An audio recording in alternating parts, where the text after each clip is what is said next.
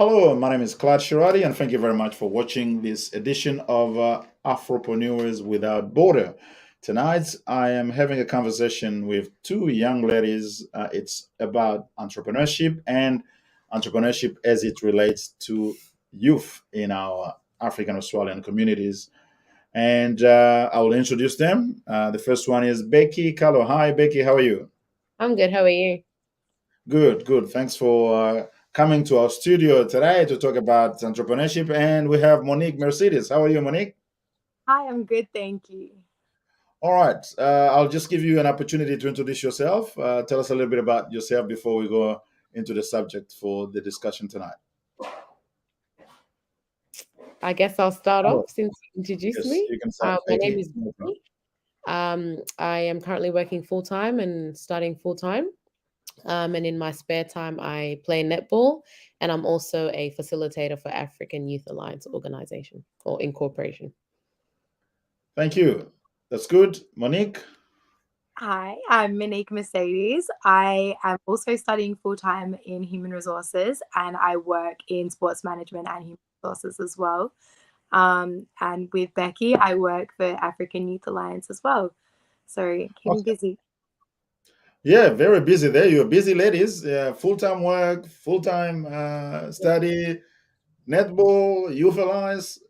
That's a whole lot. How do you deal with that, Becky? Every day I'm finding a balance, but yeah, all is well. That's good. That's good. That shows that you definitely want to get things done, and you will get there. And Monique, you two quite busy life, isn't it? Yeah, it is a busy life and I'm raising a 6-year-old at the same time. So it definitely keeps me busy, but I think I'm someone that thrives on a fast-paced environment. So I'm very happy with how much I've got going on. Well, fast-paced, environment with the first name I mean the last name Mercedes. We understand it's fast. Thank you. Now, let's talk about entrepreneurship, and we want to discuss different aspects of entrepreneurship, especially looking at what is happening in our communities. And this discussion is not just about commercial entrepreneurship, because that's what usually connected with the word entrepreneurship, business, making money. But entrepreneurship also relates to social things, and they call it social enterprise or social entrepreneurship, which can also come in different forms. Now, I'll start with you, Becky. What's your understanding of entrepreneurship? I wouldn't say I have, I guess, the level that you have, but my understanding is of entrepreneurship is I think someone who invests in a business or multiple businesses in risk of making profit. I think that's my understanding of entrepreneurship. Okay, Monique, what's yours? Yeah, I would say the same thing, having that keen interest in either running or being a big part of a business and its production and doing everything that's necessary to keep that business going and also continue to rise it into something greater than what the idea once was. Okay, well, that's good. That is definitely the main definition of entrepreneurship, which is basically uh, getting involved in activities related to wealth creation, what is usually referred to as business. Now, do you is entrepreneurship something that you get to think of quite regularly, or you were interested in, or you get to consider that it's something that you might go into at some stage? For me personally, it's something that I have thought about. There's definitely been a lot of things for me to weigh up in terms of whether or not working or creating a business and taking a dream and making it into something that is my passion. I've had to really weigh up the pros and cons of that. And yeah, it's something that I haven't finished deciding what I want to do with that yet. But I do work really well independently, and I'm someone that is more dominant in the workplace as well. So I think if I could, in a perfect world where, insurance, taxes, and all these things that you need behind the scenes of running a business, if that was a little easier to understand, or if I could educate myself a bit better on there, I think I'd be a lot closer to getting to that point. Great. Becky, what's your take on that? I would say I thought about it. I think I'm someone who I guess I have a lot of great ideas, and I think on a fast pace. But just sticking to one idea, I guess, and I guess having a starting point. I think that's where I'm at. Okay. Now, do you think it's something that nowadays that everyone should sort of think of, given what's happening both in terms of the economic situation worldwide, as well as the fact that with the exponential growth of AI and all these robots and everything, there will be less employment opportunities in the future, and people would have to pretty much they'll be forced to become more entrepreneurial so that you don't necessarily just rely on a 9 to 5 job. Do you think that that's a prospect that is likely to manifest in the future? Oh, absolutely. I think everyone should think of that, and educate themselves, or I guess dedicate time, because obviously with inflation and I guess the world's moving so fast, and like you said, AI, robots and stuff, like you want to be put in a position where you're still working, but you have control over like what you do for work. And I guess you have enough education to like elevate yourself to like financial freedom, one day. And I guess that comes with a lot of opportunities. So Mhm. definitely, I think everyone should look into it.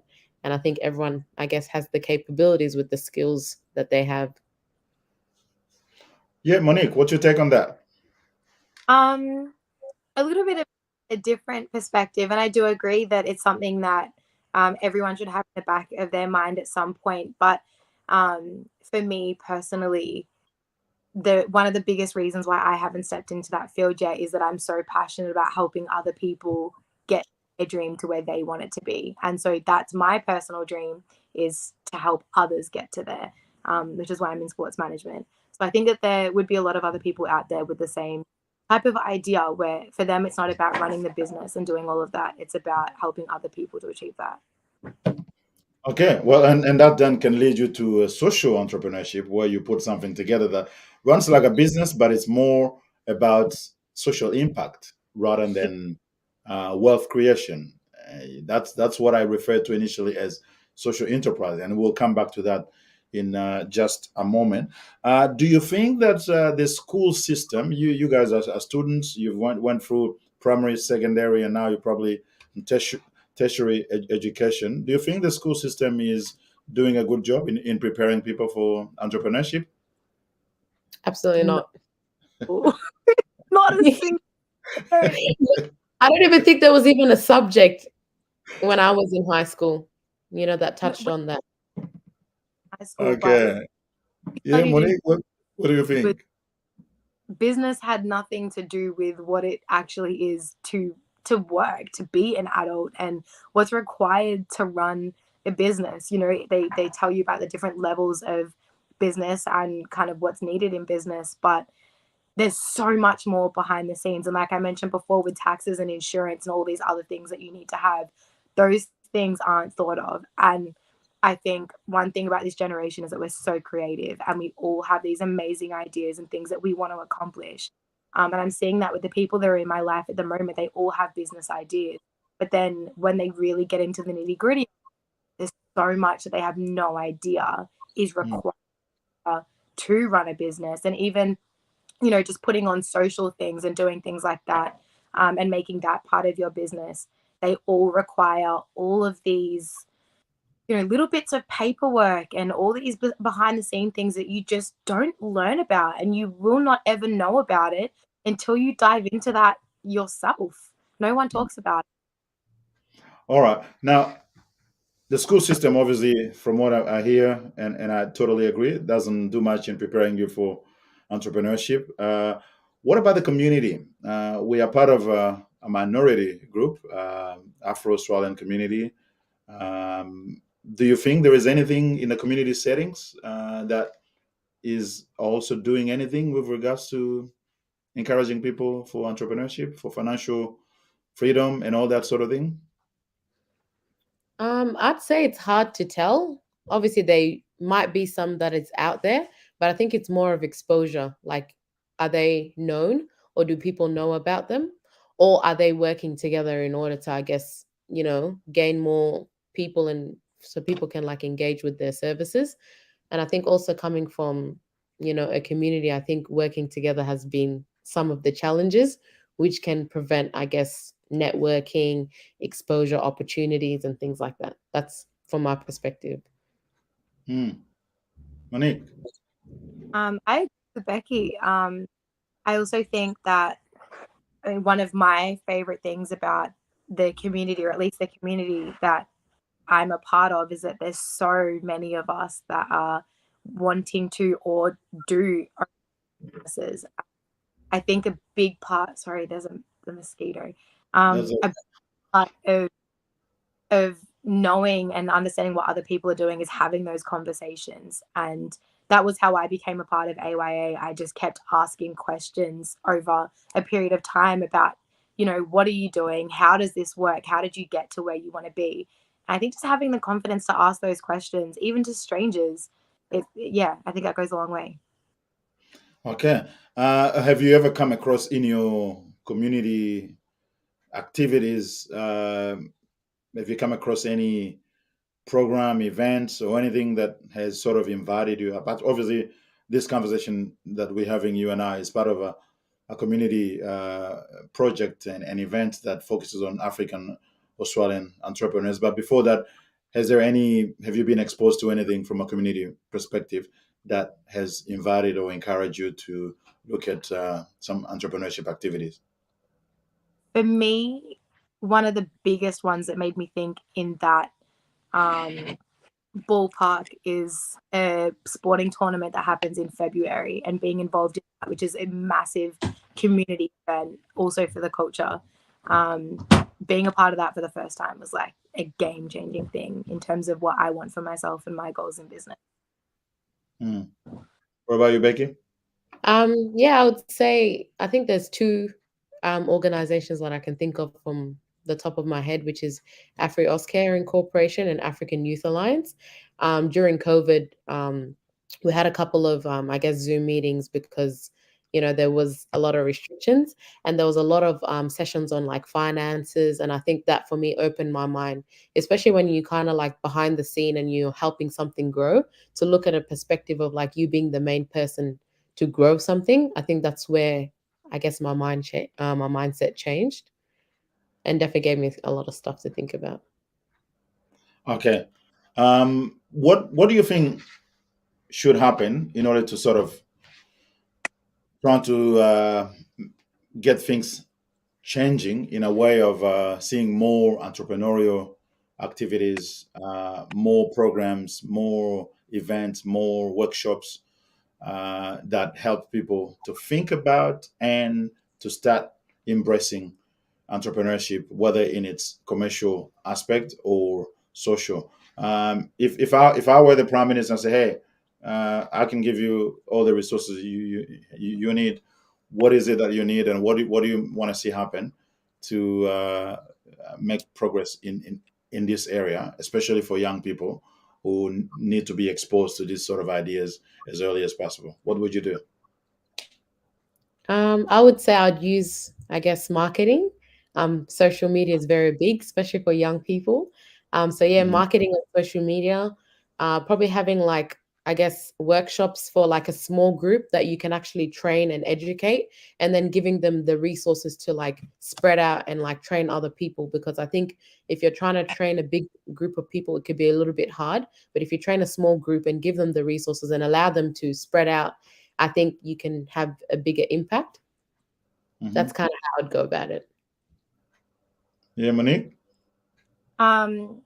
Probably what you guys are putting on, the Afropreneur event, something like that. But I also think something really marketed at young people in particular, and Mhm. just get people that are younger out there and telling their stories of how they got to where they want to be, and using that to inspire the rest of the community. Um, and like I said, just having those conversations, getting them out there. You can have all the resources in the world, but support is a really big thing. And sometimes that support comes from people that aren't, they're encouraging you on the sidelines, but they're people that have helped to educate you along the way of things you might not have thought of, or things that you might not have been prepared for. Mm. All right. Let's talk about financial literacy because that's a key element of entrepreneurship, financial literacy, and financial management. What's your understanding of financial literacy? Monique, do you want to go first? No, That's okay. And again, if the question is too hard, no, it's okay. Just tell me no. No, I'll Maybe. definitely. I mean, if Monique is thinking, I'll definitely jump in. I think financial literacy is educating yourself financially. I guess using resources like reading books, Mhm, listening to podcasts, having someone that you look up to financially that you can, I guess, learn from and see how they live life, how they manage money, how they can make money grow. I think that's financial literacy, having a deeper understanding of finances and how to make money grow, how to manage money as well, and how to, I mhm, guess, come up with creative ideas in terms of like the sustainability side of finance as well. Because you can have money, but it's how you use it. mhm, mhm. Absolutely. I So you bang on. So you thought you didn't know, but you actually do. You just need to find the answer where it came from. Monique. I try. Yes. Go ahead, um Monique. no, I mean I the only reason I hesitated is because my financial literacy is poor. Um yeah, not there, not quite there, but everything that Becky said about managing money, knowing what to do with the money that you have, how to invest in it, how to help it, how to expand the finances that you have, um, and then staying on top of every needs financial input. Just figuring out what it is that you need to do with the money that you have, prioritizing that, and creating that balance. And have you been exposed to any education about money, whether at school or anywhere else? Financial literacy, has that been part of anything you've been part of? I Yeah, grew up in yeah. the racing industry family, so financial literacy wasn't at the top of our conversation list. Yeah. Yeah. Yeah. What about you, Becky?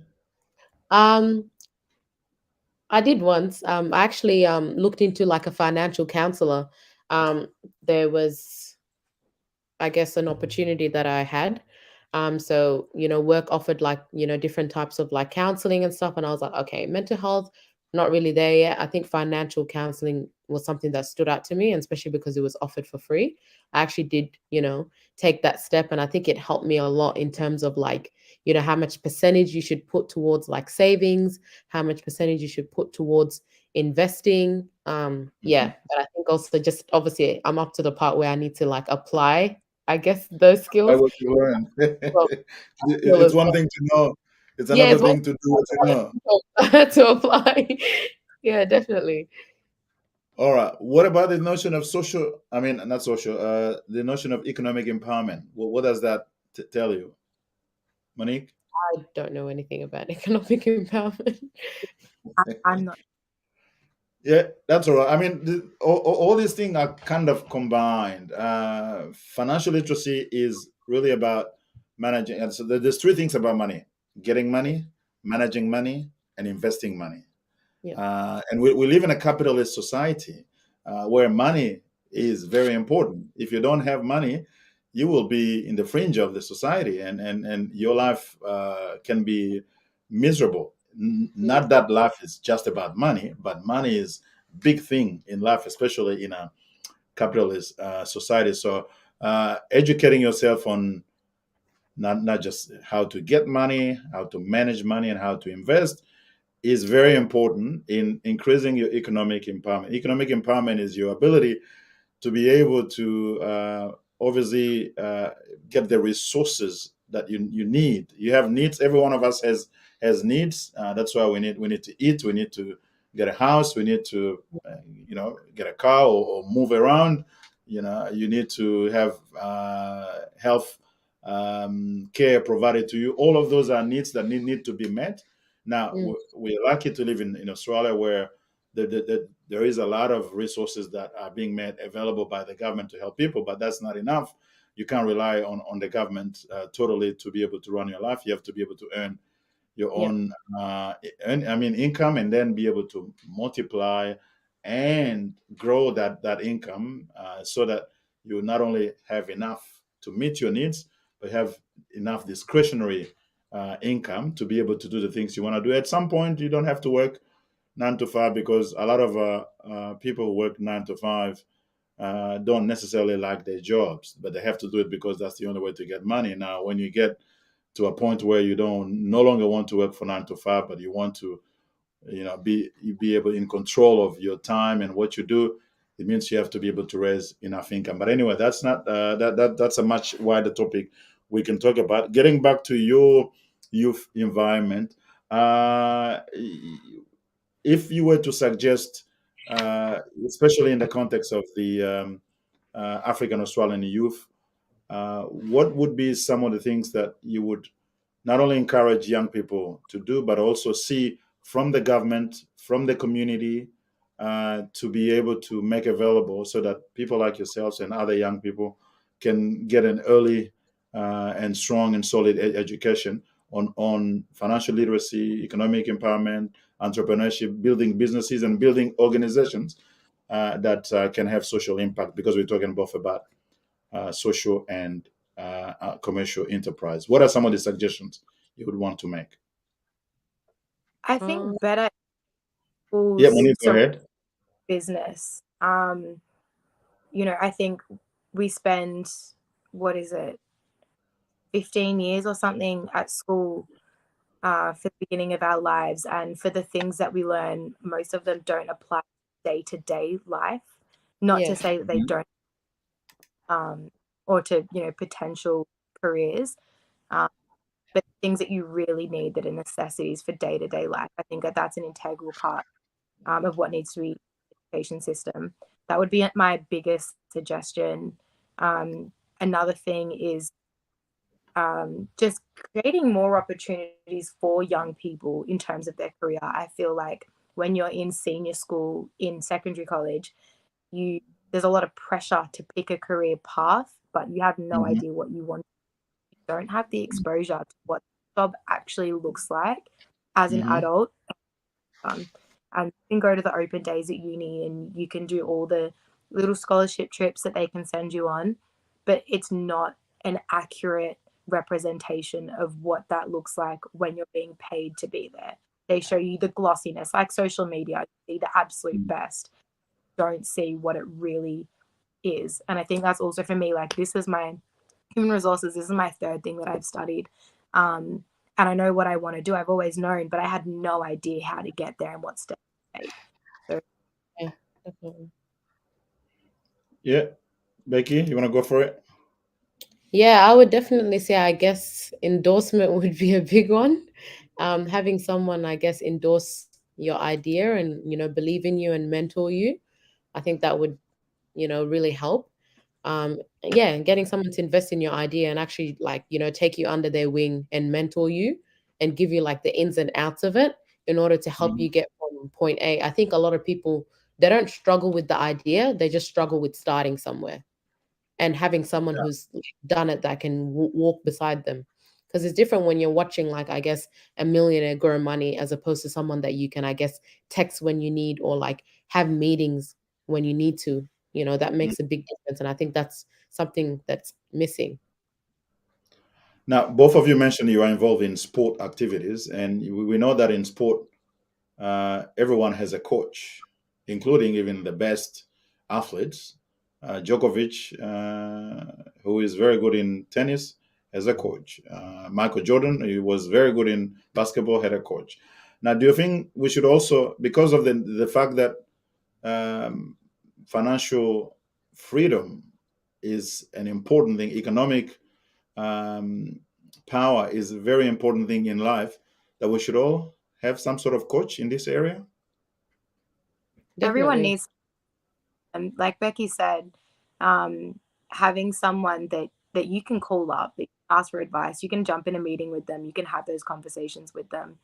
We need to have those mentors and those relationships on a professional sense, even if it is a friend, someone in that area of your life, to be able to sit down and separate that with something to do with finances and to do with business and career goals. I think that that's incredibly important.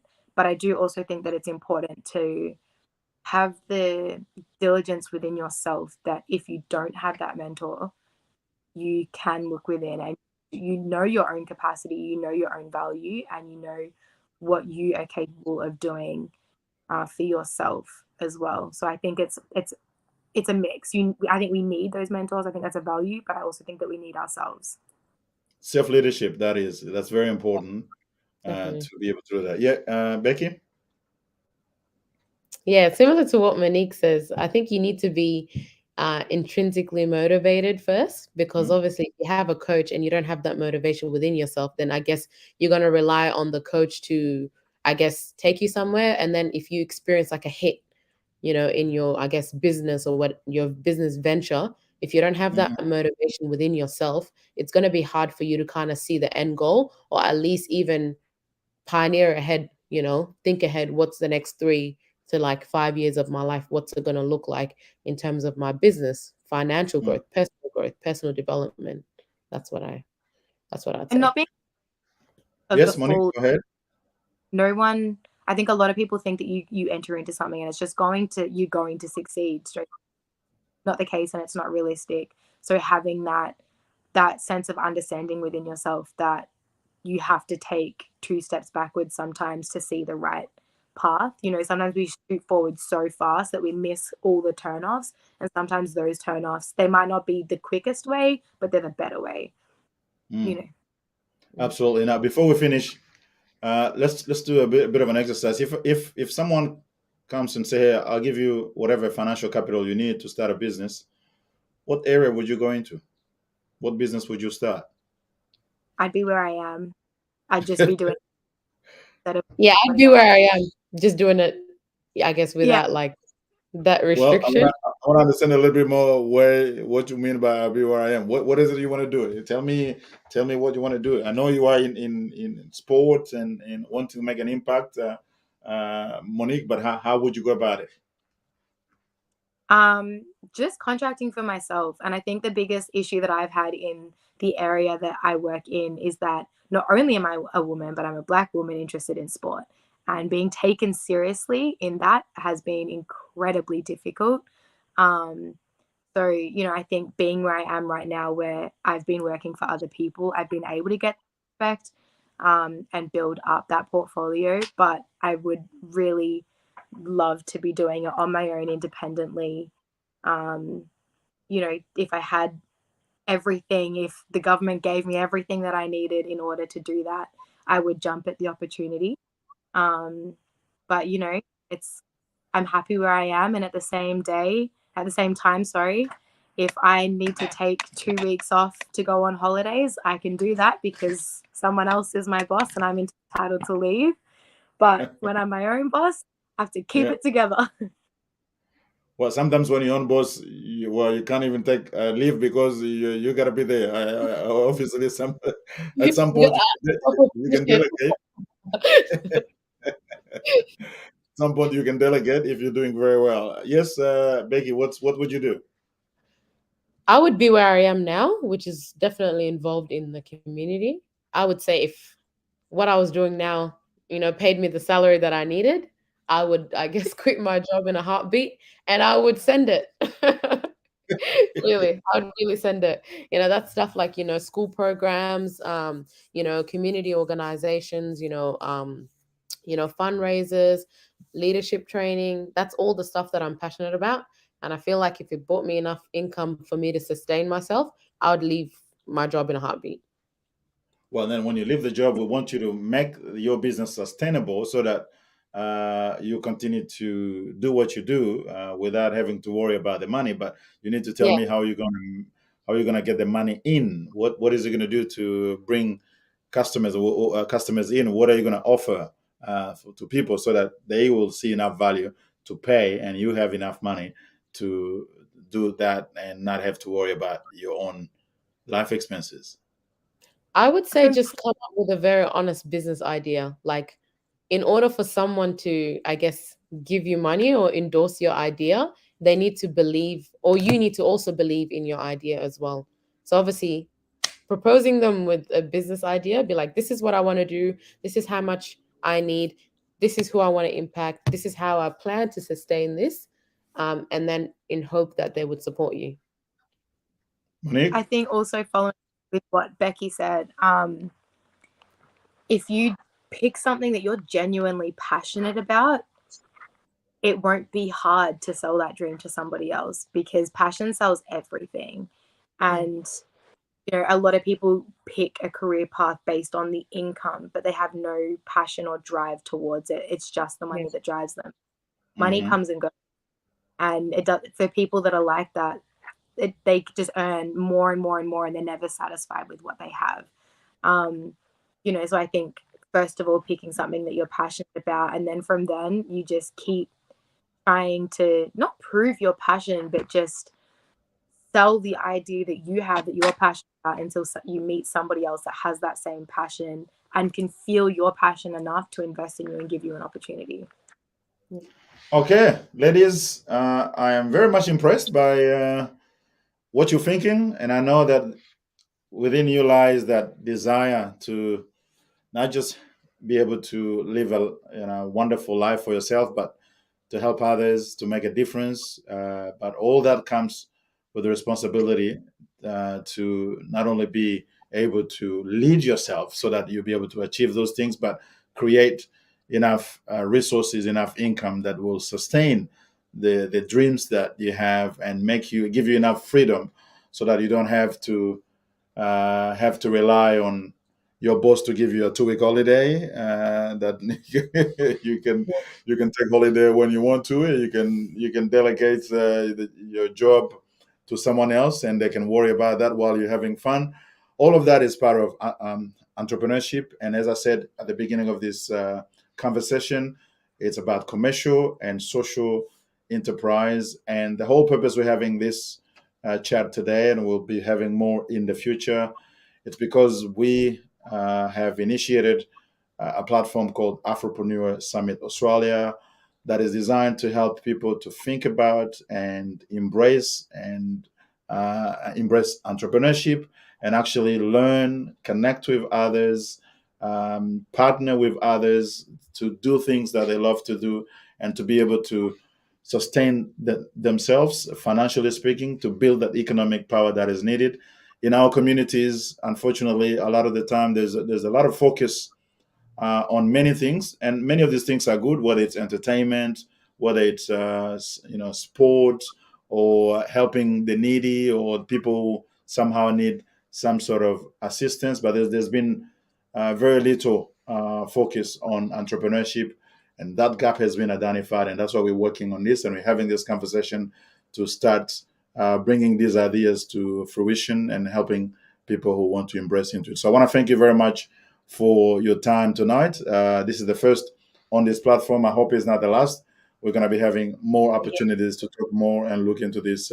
Before we go, just your last word, if you want to say anything to anyone watching us, especially young people maybe watching you on this platform. I was actually waiting for you to actually ask me. The thought never slipped my mind.